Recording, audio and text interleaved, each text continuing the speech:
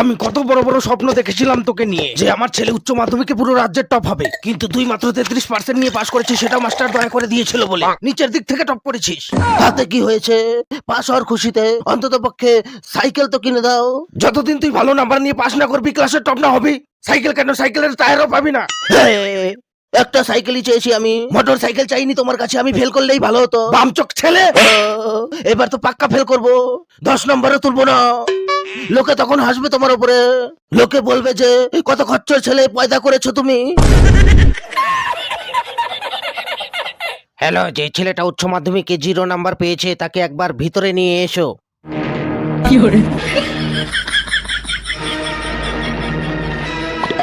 আরে এখন আর বই পড়ে কি হবে, ফেল করেছিস তুই।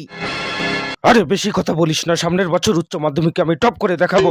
বিমল খাওয়া কমিয়ে তুমি পড়াশোনা করো বেটা, সামনের বছর তুমি অবশ্যই পাস করবে। সত্যি বলছো? আমি পাস করব।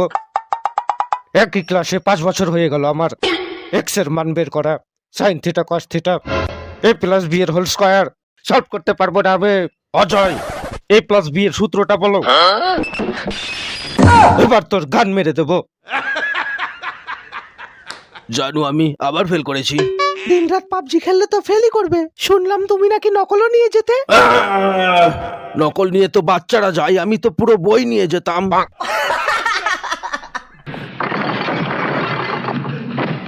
পুরো তুই আমাকে ফেল করিয়েছিস।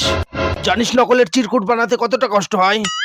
তারপরে বাথরুমে গিয়ে প্যান্টের মধ্যে লুকিয়ে আনা, কষ্টটা তুই কি বুঝবি রে বুড়ো?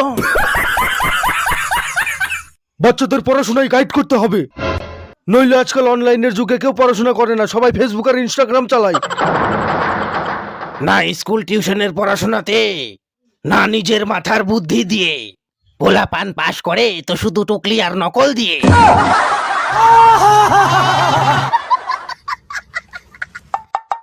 স্যারে পরীক্ষায় নকল করছিল।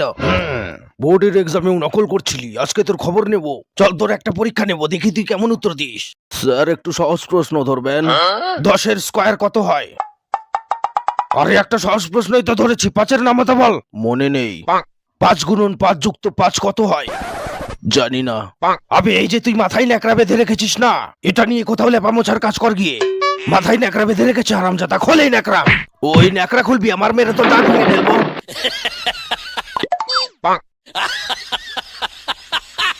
কি রে সানি, তোর তো রেজাল্ট বেরিয়েছে, তুই পাস করেছিস। তুই ফেল করেছিস তাই না? আমি তোকে বলেছিলাম না আমার কাছে টিউশন পড়তে।